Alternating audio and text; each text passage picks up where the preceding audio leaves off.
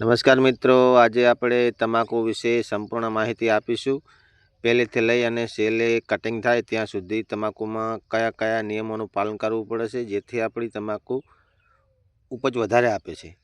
તો પહેલાં તો નોરતા ગયા પછી 10 કે 15 દિવસે આપણે એની રોપણી કરવી પડે છે અને રોપ સારામાં સારો થઈ જાય એટલે પછી આપણે ખેતરને 2 થી 3 વાર કલટી અથવા તો કટર મારી અને તૈયાર કરી અને 2 થી 2.5 ફૂટના ગાળે એના ચાહ નાખવામાં આવે છે।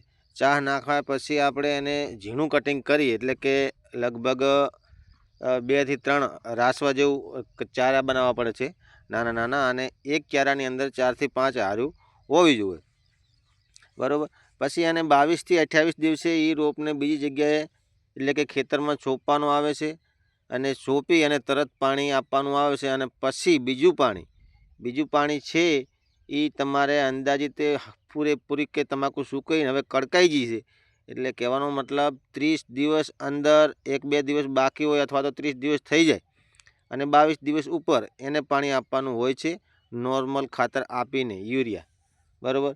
અને પછી એને લગભગ આપણે બીજું પાણી છે એ 15 દિવસ પછી આપવાનું હોય છે અને પછી સુકાવા દેવાની આવતી નથી। અને દર પાણીએ ખાતર નાઇટ્રોજન આપવાનું હોય છે અને પીલો આપણે એક પણ પીલો એની અંદર થવા દેવાનો નથી। જો પીલો થવા દઈશું તો જે તમે નાઇટ્રોજન નાખશો અથવા તો સલ્ફેટ નાખેલો હશે તો એ સીધું પોષણ એ પીલો લઈ જશે અને તમારી તમાકુનું પાન કે છોડવો છે એ વિકાસ કરશે નહીં।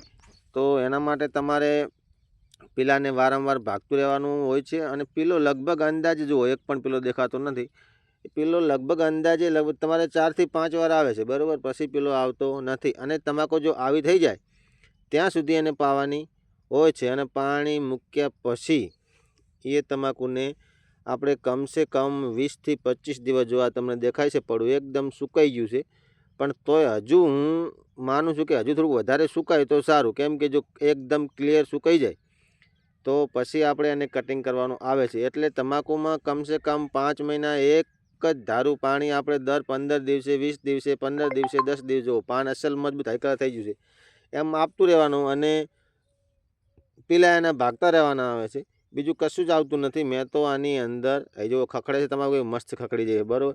મેં તો આની અંદર ઈયળોની દવા અથવા કાતરાની દવા પણ મારેલી છે। તો જો તમે કાતરાની અથવા ઈયળોની દવા મારશો તો તમારું પત્તું એકદમ હાઈ ક્લાસ ક્વોલિટીમાં રહેશે, વજનદાર રહેશે, બરાબર। તો તમાકુની ખેતી આવી રીતે અમે કરીએ છીએ અને તમે વધારે તમાકુની ખેતી વિશે જો જાણવા માગતા હોય તો અમારી ચેનલને સબસ્ક્રાઈબ કરી લેજો, જેથી અમે જે નવા વિડીયો બનાવીએ તમામ વિડીયોની માહિતી તમારા સુધી પહોંચે। અને આ તમાકુ જો આ મારું બીજું ખેતર છે, આ તમાકુની અંદર હજુ લીલાશ થોડી દેખાય છે એટલે એને હજુ 1 થી 2 પાણી આપી છે, બરાબર। જય માતાજી।